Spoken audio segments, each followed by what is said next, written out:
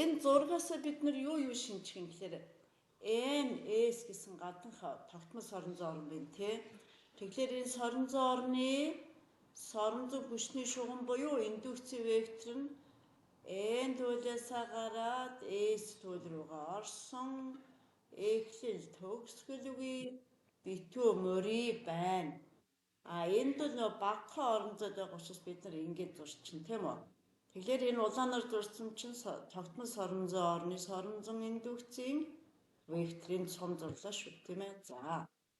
Хоёрдугаарх нь эндээс чи юу олж харах юм? Энэ дугуй дотор цэг байна гэдэг чинь юу гэсэн үг юм? Дамжуулагчаар гүйх гүйдлийн чиглэл нь яатсан байгаа юм. Зургийг автахад X хаашаа нааша чиглэлсэн байна. Хаашаа бидний л өөр юм чиглэлсэн байна.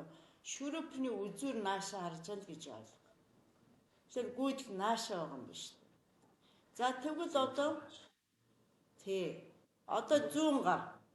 За ингээд энэ 3 ингээд энэ 100 гар. Тийм үү? Тэгэхээр яах ёстой юм? Тэнэлгсэн 100 гарын алга руу юу орж байхаа?